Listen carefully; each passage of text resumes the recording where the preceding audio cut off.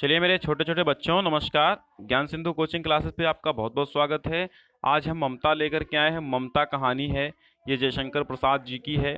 ठीक है, तो आज हम आपको क्या क्या करवाने वाले हैं दिखा देते हैं। ममता कहानी पूरी पढ़ेंगे, इसको समझेंगे, इसके पश्चात क्या करेंगे हम अभ्यास प्रश्न जितने भी गद्यांश आपके आते हैं ये सब करेंगे। और जयशंकर प्रसाद का जीवन परिचय तो हम कल पढ़ ही चुके हैं चौथी क्लास में। ये आपकी पांचवी क्लास है जहाँ पे ये सब कुछ होने वाला है। तो चलिए देखते हैं।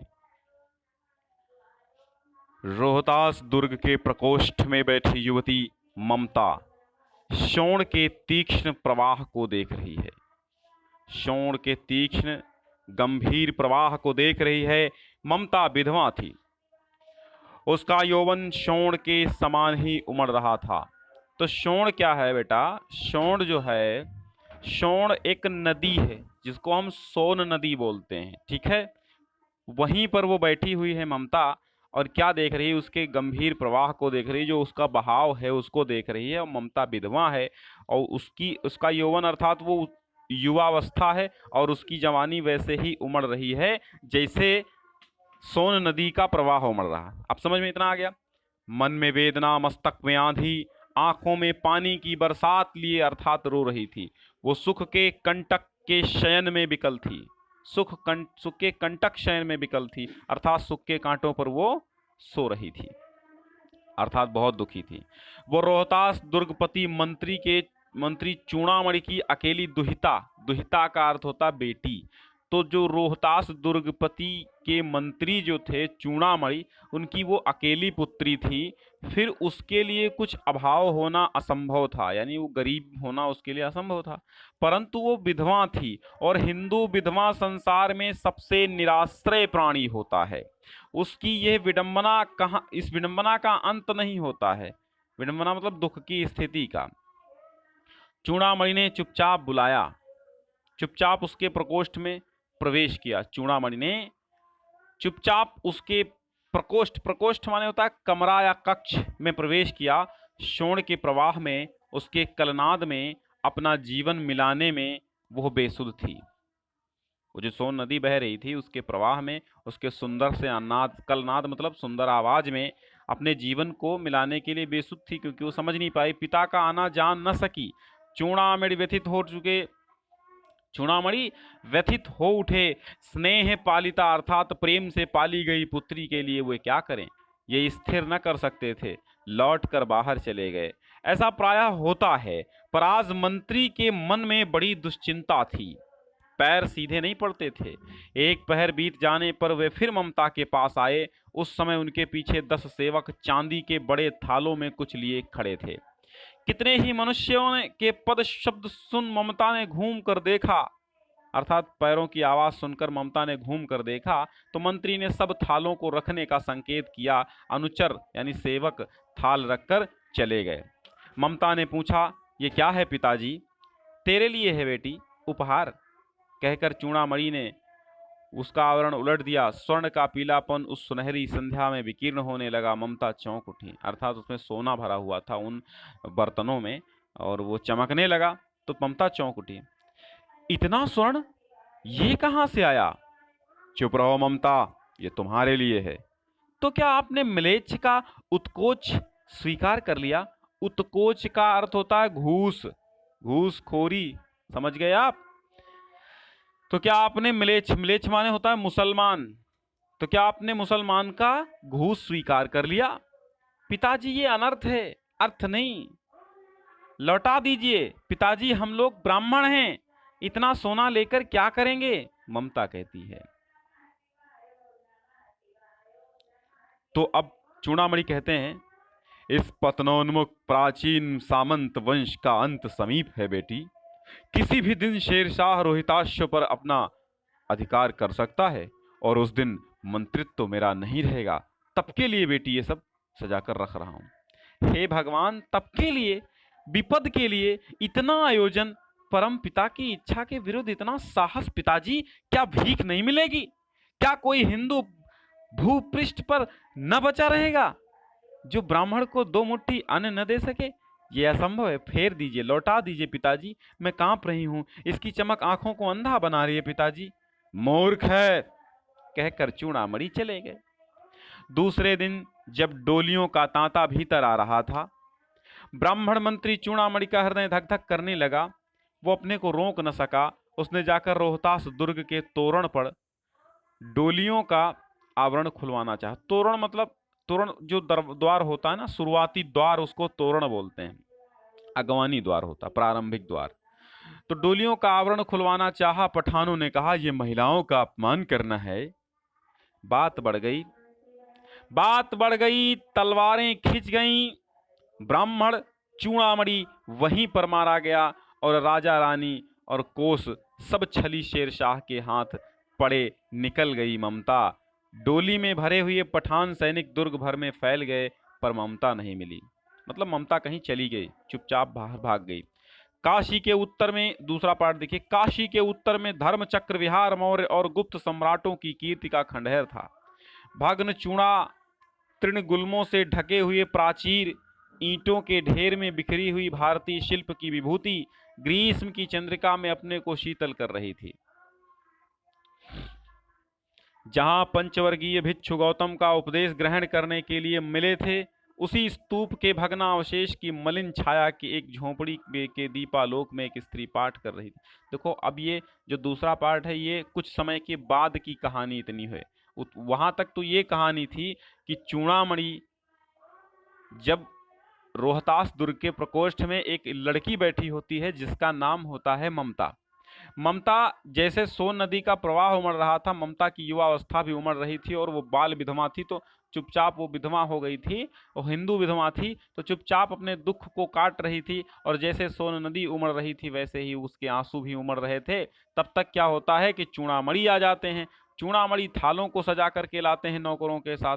उसमें सोना होता है, हीरे जवाहरात होते हैं। तो ममता कहती, इतनी घूस लेना अच्छा नहीं है, परमपिता परमेश्वर से डरो, क्योंकि हम लोग भीख मांग लेंगे, खा लेंगे, परंतु ये हमें घूस नहीं चाहिए। तो चूड़ामणि नहीं मानते हैं। फिर पठानों की डोलियां आ जाती हैं और चूड़ामणि वहीं तलवारें खींचती हैं, चूड़ामणि मारे जाते हैं और ममता भी निकल जाती। कहानी वहां तक उतनी थी। दूसरे पार्ट में अब कहानी शुरू हुई है। बहुत दिनों बाद कहानी शुरू हुई। बहुत दिनों के बाद क्या हुआ कि जहां पंचवर्गीय, फिर से देख लेते हैं, जहां पंचवर्गीय भिक्षु गौतम का उपदेश ग्रहण करने के लिए पहले मिले थे, उसी स्तूप के भग्नावशेष मतलब टूटे फूटे की मलिन छाया में एक झोंपड़ी थी। दीपालोक अर्थात दीपक के उजाले में एक स्त्री पाठ कर रही थी। अनन्याश्चिन्तयन्तो मां ये जनाः पर्युपासते। पाठ रुक गया। एक भीषण और हताश आकृति दीप के मंद प्रकाश में सामने खड़ी थी। स्त्री उठी। उसने कपाट बंद करना चाहा, परंतु उस व्यक्ति ने कहा, माता, मुझे आश्रय चाहिए। तुम कौन हो? स्त्री ने पूछा। मैं मुगल हूँ। चौसा युद्ध में शेरशाह से विपन्न अर्थात अलग होकर रक्षा चाहता हूँ। इस रात अब आगे चलने में असमर्थ हूँ। क्या शेरशाह से? स्त्री ने अपने होंठ काट लिए। हाँ माता, परंतु तुम भी वैसे ही क्रूर हो। वही भीषण रक्त की प्यास, वही निष्ठुर प्रतिबिंब तुम्हारे मुख पर भी है। सैनिक, मेरी कुटी में स्थान नहीं है, जाओ कहीं दूसरा आश्रय खोज लो। गला सूख रहा है, साथी छूट गए हैं, अश्व गिर पड़ा है, इतना थका हूं, इतना। कहते कहते वो व्यक्ति धम्म से बैठ गया। उसके सामने ब्राह्मण घूमने लगा। स्त्री ने सोचा, ये विपत्ति कहाँ से आ गई। उसने जल दिया, मुगल के प्राणों की रक्षा हुई। वो सोचने लगी, सब विधर्मी दया के पात्र नहीं हैं। मेरे पिता का वध करने वाले आतताई। घृणा से उसका मन विरक्त हो गया। स्वस्थ होकर मुगल ने कहा, माता, तो फिर मैं चला जाऊं। स्त्री विचार कर रही थी, मैं ब्राह्मणी हूं, मुझे तो अपने धर्म अतिथि देव की उपासना का पालन करना चाहिए, परंतु यहाँ नहीं नहीं नहीं, सब विधर्मी दया के पात्र नहीं है। परंतु ये तो दया तो नहीं, कर्तव्य करना है। तब मुगल अपनी तलवार टेक कर उठ खड़ा हुआ। ममता ने कहा, क्या आश्चर्य है कि तुम भी छल करो। ठहरो। वो कहती, क्या पता तुम भी छल करो। उसने कहा, क्या पता तुम भी छल करो। भाई तुम भी छल कर सकते हो भाई, इसमें कोई खास बात थोड़ी है, क्योंकि छल के द्वारा मेरे पिता भी मारे गए, तो छल तुम भी कर सकते हो, ये कोई बड़ी बात खास बात नहीं है। तो उसने क्या कहा, छल नहीं, तब नहीं स्त्री, जाता हूं। तैमूर का वंशधर स्त्री से छल करेगा, जाता हूं। भाग्य का खेल है। ममता ने कहा मन में ममता ने कहा, यहां कौन दुर्ग है, यही झोपड़ी ना, जो चाहे ले ले, मुझे अपना कर्तव्य करना पड़ेगा। वो बाहर चली गई और मुगल से बोली, जाओ भीतर थके हुए भयभीत पथिक, तुम चाहे कोई हो, मैं तुम्हें आश्रय देती हूँ। मैं ब्राह्मण कुमारी हूँ, सब अपना धर्म छोड़ दें तो मैं क्या, मैं भी छोड़ दूं। मुगल ने चंद्रमा के मंद प्रकाश में वो महिमामयी मुखमंडल देखा। उसने मन ही मन नमस्कार किया। ममता पास की टूटी हुई दीवार में चली गई। भीतर थके पथिक ने झोपड़ी में विश्राम किया। प्रभात में खंडहर की संधि से ममता ने देखा, संधि मतलब खंडहर की जोड़ से देखा, जोड़ एक टूटा हुआ था, संधि। सैकड़ों अश्वारोही उस प्रांत में घूम रहे थे, अश्व घुड़सवार। अपनी मूर्खता पर वो अपने को कोसने लगी। अब उस झोपड़ी से निकलकर उस पथिक ने कहा, मिर्जा मैं यहाँ हूँ। शब्द सुनते ही प्रसन्नता की चीत्कार ध्वनि से वो प्रांत गूंज उठा। ममता अधिक भयभीत हुई। पथिक ने कहा, वो स्त्री कहाँ है, उसे खोज निकालो। ममता छिपने के लिए अधिक सचेष्ट हुई। वो मृग दाव में चली गई। दिन भर उसमें से न निकली। संध्या में जब उन लोगों के जाने का उपक्रम हुआ तो ममता ने सुना, पथिक घोड़े पर सवार होते हुए कह रहा है, मिर्जा उस स्त्री को मैं कुछ दे न सका, उसका घर बनवा देना, क्योंकि मैंने विपत्ति में यहाँ विश्राम पाया है। ये स्थान भूलना मत। इसके बाद वे चले गए। चौसा के मुगल पठान युद्ध को बहुत दिन बीत गए। ममता अब 70 वर्ष की वृद्धा है। तो वो बुढ़िया कौन थी अभी जिसकी चर्चा हुई? ममता थी। वो अपनी झोपड़ी में एक दिन पड़ी थी। शीतकाल का प्रभात था। उसका जीर्ण कंकाल मतलब पुराना कंकाल खांसी से गूंज रहा था। ममता की सेवा के लिए गांव की 2-3 स्त्रियां उसे घेर कर बैठी थीं, क्योंकि वह आजीवन सबके दुख सुख में सहभागिनी रही। ममता ने जल पीना चाहा। एक स्त्री ने सीपी अर्थात सीपी जानते हो जो समुद्र में पाई जाती, सीपी से पहले जल पिलाया। सहसा एक अश्वारोही अर्थात घुड़सवार उसी झोपड़ी के द्वार पर दिखाई पड़ा। वो अपनी धुन में कहने लगा, मिर्जा ने जो चित्र बनाकर दिया है वो तो इसी जगह का होना चाहिए। वो बुढ़िया मर गई होगी। अब मैं किससे पूछूं? एक दिन शहंशाह हुमायूं किस छप्पर के नीचे बैठे थे? ये घटना भी तो 47 वर्ष से ऊपर हुई है। तो अब तक क्या आपको समझ में आया? अब तक समझ में ये आया कि जो वहां पे आदमी ठहरा था वो शहंशाह हुमायूं था। हुमायूं वहां ठहरा था। तो हुमायूं क्या था? ठहरा था 47 वर्ष पहले। तो 47 वर्ष पहले जब ठहरा था तो उसने तभी कहा था कि यहां पर मैं ठहरा तो यहां पर ये एक स्मारक बनवा देना। ठीक। तो अब वो सिपाही यहाँ पे आया है स्मारक बनवाने के लिए। तो कहता मैं किससे पूछूं? अब वो 70 साल की बुढ़िया हो चुकी है। तो कहता मैं किससे पूछूं कि कहाँ पर हुमायूं ने किस छप्पर के नीचे बैठे थे जहां पे महल बनवाना है।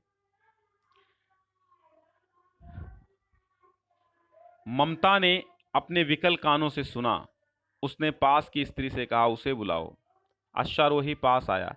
ममता ने रुक रुक कर कहा, मैं नहीं जानती कि वो शहंशाह था या साधारण मुगल, पर एक दिन इसी झोपड़ी के नीचे वो रहा। मैंने सुना था कि वो मेरा घर बनवाने की आज्ञा दे चुका था। मैं अपनी आजीवन झोपड़ी के खोदे जाने के डर से भयभीत रही। भगवान ने सुन लिया। मैं आज इसे छोड़े जाती हूँ। तुम इसका मकान बनाओ या महल बनाओ, मैं अपने चिर विश्राम गृह में जाती हूँ। वो अश्वारोही अवाक खड़ा था। अवाक मतलब चुप।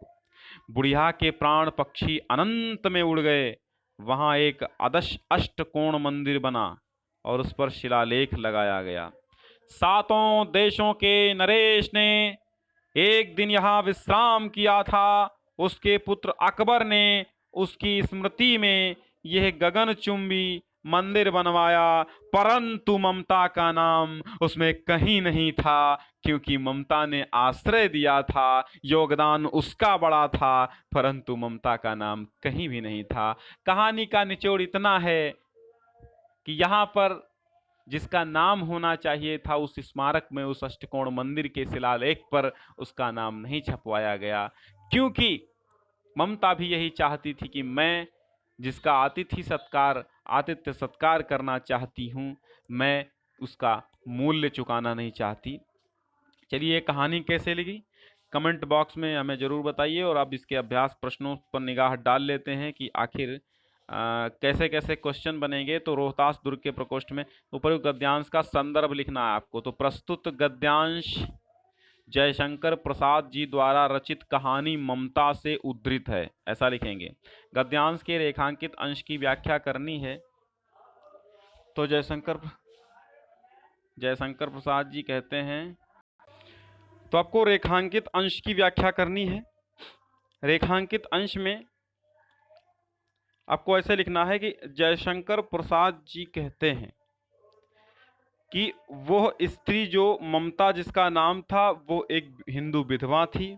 उसका यौवन अर्थात उसकी युवावस्था उसी प्रकार उमड़ रही थी। थोड़ा सा चेंज करके आपको लिख देना है इसकी व्याख्या, बाकी सब रहता वैसे, बात वही कहनी है आपको, लेकिन थोड़ा सा चेंज, शब्दों को चेंज करना है, यानी शब्दों को हेर फेर करके ही आपको व्याख्या कर देनी है। तो ममता जैसे विधवा थी, तो यहाँ पे आप लिखेंगे कि जयशंकर प्रसाद जी कहते हैं कि जो युवती रोहतास दुर्ग के प्रकोष्ठ में बैठी थी, वह हिंदू विधवा लड़की थी जिसका नाम ममता था। उसकी युवावस्था सोन नदी के समान उमड़ रही थी। मन में दुख था, दिमाग में, मस्तिष्क में उसकी विभिन्न प्रकार के विचारों की आंधी चल रही थी। आंधी कौन सी? विचारों की। आंखों में निरंतर जल प्रवाहित हो रहा था, अर्थात वह रो रही थी। वो सुख के कंटक शयन में विकल थी। वह सुख के कांटों के शयन में, अर्थात सुख के कांटों के बिस्तर में व्याकुल हो रही थी, क्योंकि वहां सुख तो था, परंतु वह सुख कांटों के समान उसको चुभ रहा था, क्योंकि वह विधवा थी। ठीक है, तो उपर्युक्त गद्यांश में हिंदू विधवा की स्थिति कैसी होती है? हिंदू विधवा संसार में सबसे तुच्छ निराश्रय प्राणी है। ठीक है, इतना, यही स्थिति है उसकी। दूसरा गद्यांश देखो, हे भगवान, तप के लिए, विपद के लिए इतना आयोजन, परम पिता की इच्छा के विरुद्ध इतना साहस। फेर दीजिए पिताजी, मैं कांप रही हूं, इसकी चमक आंखों को अंधा बना रही। देखो, ये ऊपर गद्यांश का संदर्भ लिखना है। प्रस्तुत गद्यांश जयशंकर प्रसाद जी द्वारा रचित ममता कहानी से उद्धृत है। ठीक है, गद्यांश के रेखांकित अंश की व्याख्या दूसरे में पूछ रहा है। तो देखो, हे भगवान, जयशंकर प्रसाद जी कहते हैं कि ममता कहती है कि हे भगवान, विपत्ति काल के लिए पिताजी आप इतना आयोजन क्यों कर रहे हैं? क्योंकि यह परमपिता परमेश्वर की इच्छा के बिल्कुल विपरीत है, और आप ये इतना विपरीत साहस क्यों कर रहे हैं? इसको फेर अर्थात इसको लौटा दीजिए पिताजी, मैं डर के मारे कांप रही हूँ, क्योंकि इसकी चमक आंखों को अंधा बना रही है। कोई भी किसी भी वक्त हम सबको खत्म करके ये धन वापस ले जा सकता है। ठीक है, इतनी व्याख्या हो जाएगी। उपर्युक्त गद्यांश में किस कार्य को ईश्वर की इच्छा के विरुद्ध बताया गया है? उत्कोच स्वीकार करना, उत्कोच लेना। ठीक है, विपद काल के लिए आयोजन करना उत्कोच के द्वारा, अर्थात उत्कोच मतलब घूसखोरी के द्वारा विपद काल के लिए आयोजन करना ईश्वर की इच्छा के लिए के विरुद्ध बताया गया है। अपने पिता का कौन सा कृत्य ममता को परमपिता की इच्छा के विरुद्ध लगा? विपद काल के लिए जो उन्होंने आयोजन किया धन संपदा इकट्ठा करने के लिए, वो परमपिता की इच्छा के विरुद्ध लगा। ठीक, अब देखिए गा वाला है गद्यांश, कहता गला सूख रहा है। तो पहले हम इसके प्रश्न देखते हैं, गा में कौन कौन से प्रश्न हैं। गद्यांश का संदर्भ लिखिए। तो संदर्भ आपको लिखना है कि प्रस्तुत गद्यांश कहानी ममता से उद्धृत है, जिसके रचयिता जयशंकर प्रसाद हैं। दोनों तरह से लिख सकते हो। रेखांकित अंश की व्याख्या, चलिए वहां पर रेखांकित अंश देख लेते हैं। रेखांकित अंश में कहा, सभ्य धर्मी दया के पात्र नहीं, मेरे पिता का वध करने वाले आतताई घृणा से उसका मन विरक्त हो गया। तो यहां पर जयशंकर प्रसाद जी कहते हैं कि ममता के पिता का वध हो गया था, जिससे वो बहुत दुखी थी, और वो एक कुटिया में रह रही थी। तो वहां पर एक अश्वारोही आता है और जो आश्रय मांगता है तो वो कहती है, वो सोचने लगती है कि जितने भी विधर्मी लोग हैं अर्थात धर्महीन लोग हैं वो दया के पात्र नहीं होते हैं, क्योंकि मेरे पिता का वध करने वाले आतताई जैसे लोग दया के पात्र नहीं होते हैं, क्योंकि उनसे बहुत घृणा उसकी है और उन सभी से उसका मन बहुत विरक्त हो गया है, अलग हो गया है। ठीक, चलिए अब थर्ड वाला है, स्त्री किस धर्म के पालन के विषय में विचार कर रही है। तो यहाँ उत्तर देख लीजिए, स्त्री किस धर्म के पालन के विषय में विचार कर रही है। वो विचार कर रही है कि मैं ब्राह्मणी हूँ, मुझे तो अपने धर्म अतिथि देव की उपासना का पालन करना चाहिए। ठीक है, इतना उत्तर उसका हो जाता है। अब देखिए घा वाला, ममता ने मन में कहा, तो उपरोक्त गद्यांश का संदर्भ लिखना है कि प्रस्तुत गद्यांश जयशंकर प्रसाद जी द्वारा रचित कहानी ममता से अवतरित है। गद्यांश का रेखांकित अंश की व्याख्या, मुगल ने चंद्रमा के मंद प्रकाश में वह महिमामय मुखमंडल देखा, उसने मन ही मन नमस्कार किया। तो वो अब यहाँ देखिए, जयशंकर प्रसाद जी कहते हैं कि युवती ममता इतनी सुंदर थी कि वहाँ पे अतिथि सत्कार के लिए आए हुए मुगल ने चांदनी रात में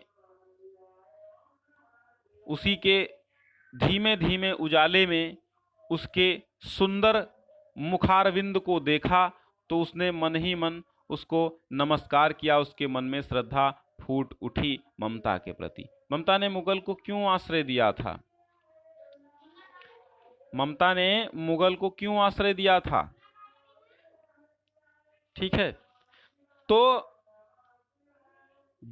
वो ममता ने इसलिए आश्रय दिया था क्योंकि ममता उसको आश्रय देना अपना कर्तव्य समझती थी और कोई भी झोपड़ी या घर उस जगह पे और नहीं था उसके अलावा। समझ गए आप? हाँ,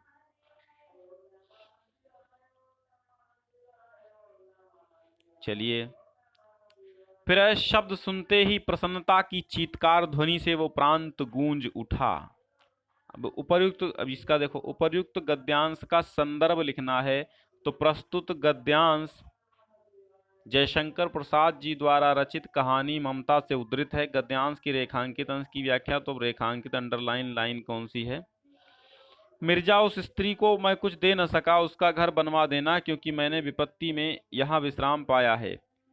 ठीक है, तो अब देखिए जयशंकर प्रसाद जी कहते हैं कि हुमायूं का यह कथन है, उसने अपने सेवक से कहा कि हे मिर्जा, मैं जिस स्त्री के घर में इस समय आज रात को ठहरा और मैं उसको कुछ दे भी नहीं पाया, इसलिए उसका घर तुम अवश्य बनवा देना, क्योंकि यहाँ विपत्ति काल में उसने मुझे आश्रय दिया है और मैं यहाँ रात भर विश्राम पाया हूँ। ठीक है, इसलिए इस स्थान को भूलना नहीं चाहिए। ममता क्यों भयभीत हुई? थर्ड प्रश्न है, ममता क्यों भयभीत हुई? क्योंकि चीत्कार की ध्वनि से वो प्रांत गूंज उठा, इसलिए ममता भयभीत हो गई। चलिए चा वाला देख लेते हैं। अंतिम गद्यांश है आपका, अश्वारोही पास आया, तो उपयुक्त गद्यांश का संदर्भ लिखिए। 6 अंक आपके यहाँ से मिलते हैं, तो उपयुक्त गद्यांश का संदर्भ लिखिए। प्रस्तुत गद्यांश जयशंकर प्रसाद जी द्वारा रचित कहानी ममता से उद्धृत है। गद्यांश के रेखांकित अंश की व्याख्या करनी है, तो यहाँ से कहिए जयशंकर प्रसाद जी कहते हैं कि वो ममता कह रही है कि मैं जिंदगी भर इस झोपड़ी के खुद जाने के डर से बहुत डरती रही और आज भगवान ने सुन लिया है। यह समय तो मैं आज इसे छोड़कर स्वर्ग सिधारे जाती हूँ। यह बात उस समय की है जब एक अश्वारोही उसके अष्टकोण मंदिर के निर्माण के लिए वहां आता है, उस बुढ़िया को कुछ देने के लिए आता है, तब की बात है। ममता ने अश्वारोही को क्या बताया? ममता ने अश्वारोही को क्या बताया? यही रेखांकित अंश वाला जितना है यही इसका उत्तर है। ममता ने अश्वारोही को बताया कि मैं आजीवन अपनी झोपड़ी के खोदे जाने के डर से भयभीत रही, भगवान ने सुन लिया, मैं आज इसे छोड़े जाती हूँ। ठीक है, आजीवन भयभीत रहने का कारण लिखिए। आजीवन भयभीत रहने का कारण है झोपड़ी के खोदे जाने का डर, क्योंकि झोपड़ी के खोदे जाने के डर से ही ममता आजीवन जो है भयभीत रही, डरी रही। तो बच्चों, आप 10th में हो, बोर्ड की प्रथम सीढ़ी है ये। यहाँ पर अगर आप नहीं चढ़ पाए तो जीवन भर लड़खड़ाओगे। यही हाई स्कूल और इंटरमीडिएट ही मजबूत बनाता है आप सबको। इसलिए यहाँ पर मेहनत काफ़ी नहीं करनी है, बहुत काफ़ी नहीं करनी है, लेकिन मेहनत तो करनी ही है। और परिश्रम का फल अवश्य ही मीठा होता है, ये आप सदैव ध्यान रखिए, क्योंकि परिश्रम के बिना कुछ भी हासिल नहीं होता है। कर्मानुसार फल सबकी सभी को मिलता यही है। भगवान के घर देर है अंधेर नहीं है। तो कर्मानुसार ही फल सबको प्राप्त होने हैं। इसलिए कर्म हम सभी को करते रहना चाहिए।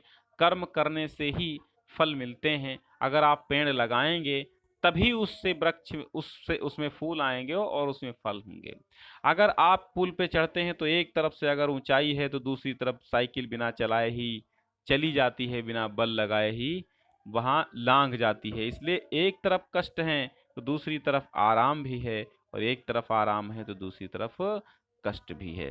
इसलिए सभी को मेहनत करनी है। अच्छा ठीक है, एक काम आप और कर दीजिए, इसको एक बार शेयर कर दीजिए अपने सभी मित्रों को। तो बेचारे जो अभावों से ग्रस्त हैं, जो ट्यूशन नहीं पढ़ सकते हैं, उनको कम से कम वो यहीं से, और आज तो लॉकडाउन का टाइम चल रहा है आजकल तो इस समय स्टे होम स्टे सेफ, कोविड-19 से बचते रहिए और क्लासेस देखते रहिए। रेगुलर मैं 7 बजे सुबह आता हूँ, 7 से 8 के बीच में हाई स्कूल के लिए आ जाता हूँ। 7 से 8 में वेट कर लीजिएगा और हम आ जाते हैं 7 से 8 के बीच में। इसलिए आप कहीं मत जाइए, 7 से 8 के बीच में कक्षा 10 वालों अवश्य रहिए। और इंटरमीडिएट वालों, अगर आप देख रहे हैं, अगर आप इंटरमीडिएट में हैं तो बिल्कुल आप 10 से सॉरी, हर शाम 7 बजे, आप 7 बजे लाइव देखें हमें। हर शाम 7 बजे लाइव, और सुबह 7 बजे, 7 से 8 के मध्य में लाइव हाई स्कूल के लिए होते हैं। थोड़ी सी विषय और हम चालू करना चाहते हैं, 1-2 हफ्ते का टाइम लगेगा। आपकी सामाजिक विज्ञान और विज्ञान की भी हम बात करते हैं। कहीं ना कहीं अगर उसकी कंटेंट मिल जाता है, उसकी सिलेबस अच्छे से मिल जाता है, नया सिलेबस, तो मैं वो भी प्रारंभ कर दूंगा। फिलहाल ये तो नया सिलेबस ही है, तो मैं प्रारंभ कर चुका हूँ। और देखिए अभी थोड़ी देर में आपको यहाँ पे प्लेलिस्ट दिखाई देंगी, तो आप उनको जो है, यहाँ यहाँ प्लेलिस्ट दिखाई दे रही होंगी अभी आपको, तो उसको क्लिक करके आप इन सबको देख सकते हैं। ठीक है, सब्सक्राइब नहीं किया तो हमारे लोगों पर क्लिक करके सब्सक्राइब कर सकते हैं।